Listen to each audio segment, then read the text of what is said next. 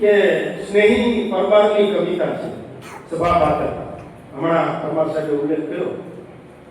તમારે પણ બધાને અહીંયા બેસવું હોય છે. ક્યારે બેસી શકાય? સ્નેહી પરમારે ખૂબ સરસ લખ્યું છે. એને મોરારી બાપુ પણ ઘણી વખત વાગોળે છે. કોઈનું પણ આંસુ લૂછવું હોય તે બેસે. કોણ બેસે? આત્મારામભાઈ પરમાર અહીંયા શા માટે બેઠા? કોઈનું પણ આંસુ લૂછવું હોય તે બેસે અહીં, અને છાતીમાં પછી છાતીમાં લૂછવું હોય તે બેસે. જેને કોકનું વેદના થાય, કોઈની તકલીફમાં ભાગ લેવાનું મન થાય અને સમાજ માટે કંઈક કર્યું હોય, એ આ કવિતા જે છે એ આંતરરાષ્ટ્રીય કક્ષાએ કરી છે અને એ સ્નેહી પરમારે લખી છે. ખૂબ મોટી કવિતા છે. આખી બોલવા જઈએ તો વાર લાગે. એમને તાળીઓના ગણગારથી. હમણાં પરમારની વાત કરતા હતા. અહીંયા તો દાફડાય છે, કે વાળાય છે, સીતાપરાય છે, સોલંકી છે, ચાવડાય છે, મહિડાય છે. પણ પરમાર તો બધા ખબર છે ને, સિંહના કાન પકડી દાન દીધા હો. અને પૃથ્વી તળા પરમાર છે આત્મારામભાઈ વિક્રમભાઈ. અમે પૃથ્વી નો બચ્યું ચાવડા ચૌહાણ ને બેહદ ક્યાં?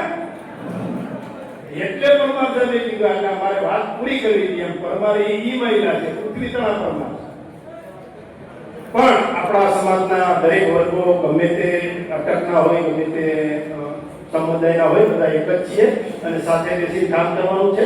અત્યારે જે પ્રકારે હું જોયું છું, આપણું ક્રીમ બેઠું, જ્યારે આટલું બધું ક્રીમ બેઠું, હું આખા જિલ્લાનું આત્મારામભાઈ અહીંયા બહેનોથી લઈને ભાઈઓ સુધી જોઉં છું, ક્રીમ બેઠું. જ્યારે આટલું મોટું ક્રીમ બેઠું હોય ત્યારે હું એક નારો લગાવું, જબરદસ્ત બોલો, કે આખા ધારી ખબર પડવી જોઈએ કે અનુસૂચિત જાતિના જે રૈદાસ જે સમાજના છે, આંબેડકરથી જે સમાજના છે, એ સમાજના લોકો એકઠા છે. જય ભીમ.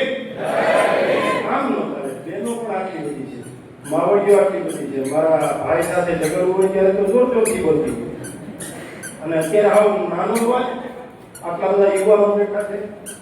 યુવાનો માટે તો આપણે કીધું છે, અમને નાખો મોતની આગમાં, આગને ફેરવીશું ભાગમાં, આખરે સર કરીશું સૌ શિખરો. જરા મોતને તો આવવા દો લાગમાં. મોતને લાગમાં આવવાની રાહ જોનારો સમાજ એ બેઠો હોય. આવો નાનો અવાજ, જોરદાર અવાજ કરો કે આ ગીરના સિંહને ખબર પડી ગઈ. જય ભીમ. જય ભીમ. મિત્રો જય ભીમ. મિત્રો મારે તમને એટલું જ કહેવું છે કે તમે તમારી ઓળખાણ નહીં, ઓકાત બનાવો. છેલ્લી વાત કરી. ઓળખાણ તો કામમાં ગાંડાની અને તેને બધું કામ કરવું એ નહીં. ઓળખાણ નહીં, તમે ઓકાત બનાવો. અને ઓકાત છે ને એ લાયકાતથી આવે. અને લાયકાત વાળા એ બેઠા છે. અને સમાજમાં ભાઈ જેને કંઈક બનાવ્યું હોય, જેને કંઈક કર્યું હોય, જેને મહેનત કરી હોય એનું સન્માન થવું જોઈએ. લાયકાત વાળા અહીંયા બેઠા છે. લાયકાત ક્યારે જ બને? જ્યારે તમે સતત કામ કરો. માત્ર કામ કરો. કોણ શું કરે છે એ કાંઈ ગોતો જ માં. ઓલા ભાઈ શું કરે છે, ઓલા ભાઈ શું કરે છે, ઓલા નેગેટિવ કામ કરે છે, આ પોઝિટિવ કામ કરે છે, ઓલો નડે છે, મને આ કરે છે, આ કાંઈ રોકવા તમે માત્ર ને માત્ર તમે કામ કરતા જાઓ. એક દિવસ તમારું પણ આ સ્ટેજ ઉપર સન્માન થશે. આ બાળકોને પણ હું કહું છું, તમને પણ સ્ટેજ ઉપર બેસવાનો મોકો મળશે. સ્ટેજ ઉપર બેસવાના મોકા માટે સતત મહેનત કરવી પડે. ચરેય વેતી જેને કહેવાય છે, ચરેય વેતી સતત કામ કરશો એટલે સ્ટેજ ઉપરનો મોકો તમને મળવાનો છે. અન્ય વક્તાઓને પણ સાંભળવાના છે. ત્યારે મારી વાતને વિરામ આપતા મારે એટલું જ કહેવું છે કે ડોક્ટર બાબા સાહેબ આંબેડકર જે કોલંબિયા યુનિવર્સિટીમાં ભણવા ગયા, હમણાં વાત કરતા હતા ને, એ ભણવા જાય અને કોલંબિયા યુનિવર્સિટીના દરવાજા ઉપર the best student of this university, symbol of knowledge જે લખાય અને અહીંયા આવે, એ લોકોના, એ વ્યક્તિના આપણે વંશજો છીએ. ત્યારે આપણે પણ કંઈક સમાજને અર્પણ કરીએ. અત્યારે જેટલા ચૂંટાયેલા છે અને જે લોકો નવા વિદ્યાર્થીઓ તરીકે સન્માન કરવાનું છે, એ તમામને હું સન્માનિત કરું છું. તમામનો આભાર માનું છું. ફરીથી ગુરુજી, જિગ્નેશભાઈ અને શાંતિલાલભાઈનો આભાર માની મારી વાત પૂર્ણ કરું છું. જય ભીમ. વંદે માતરમ. ભારત માતા કી. મારા માર્ગદર્શન અને જેમની આંગળી પકડી અને જિલ્લા પંચાયતથી લઈ અને પ્રદેશ સુધી પહોંચવાનો અવસર પ્રાપ્ત થયો છે એવા વડીલ આત્મારામભાઈ પરમાર, કે જેઓ આંતરરાષ્ટ્રીય મહામંત્રી તરીકે તેમનું દાયિત્વ અર્પણ કરી રહ્યા છે. સાથે મારા વડીલ મિત્ર પ્રદેશ ભારતીય જનતા પાર્ટીના અનુસૂચિત જાતિ મોરચાના મહામંત્રી અને કહેવાય કે એક વડીલ તરીકે કંઈ જરૂર પડે પ્રદેશમાં તો એનો અમે માર્ગદર્શન એની વાતને સાંભળતા હોય એવા વિક્રમભાઈ ચૌહાણ આ કાર્યક્રમને દીપાવવા માટે જેમણે મહેનત કરી છે, જેમની સાથે હું પ્રથમ જિલ્લા પંચાયતમાં આવ્યો ત્યારથી લઈ અને એ ખાંભા હોય, લીલિયા હોય, સાવરકુંડલા હોય, જાફરાબાદ હોય, વાણજીભાઈ બગડા એમાં કાંઈક ને કાંઈક મહેનત કરી હોય અને એમણે કીધું લીમડો એ જૂની કલેક્ટર કચેરી, જૂની એસપી કચેરી, આપણો રાજબેન છે ને એની સામે એક લીમડો છે, વાણજીભાઈ બગડાનો લીમડો કહેવાતો લોકો માટે એને ઈશ્વરે આપ્યું સોનું પે બેક ટુ સોસાયટી જે કહેવાય ને એ કરે છે. ત્યારે વાણજીભાઈ 81 વર્ષના થયા છે, ગુરુજીના નામથી ઓળખાય, ગુરુજી એમ નામ નથી થવાતું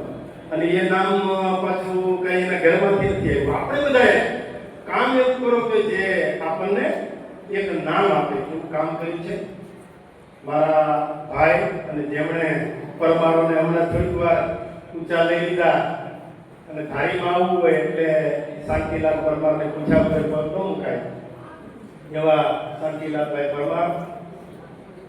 હમણાં ગુરુજીએ ખૂબ ઉલ્લેખ કર્યો સરસ ભાઈ જિગ્નેશ દાફડા. જિગ્નેશ દાફડા આગળ વધશે એ મને 100% ખાતરી છે. શા માટે તમે કહો? લગ્ન નથી કરવાના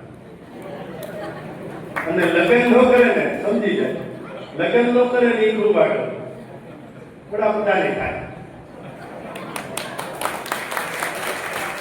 એટલે એ આગળ વધશે એ મને 100% ખાતરી છે.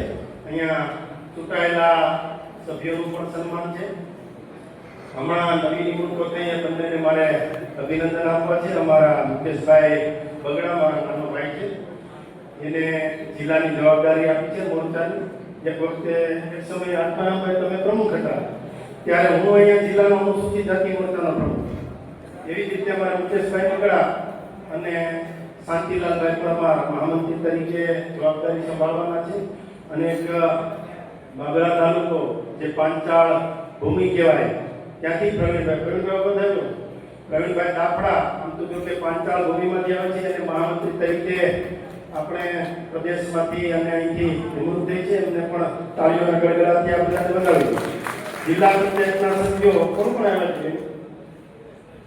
કમલેશભાઈ ચૌહાણ અને ડેનીભાઈ પરમાર એ બંને જિલ્લા પંચાયતમાંથી છે. નગરપાલિકામાંથી અમારે દાફડા સાહેબ ને અમારા બેન બેઠા છે.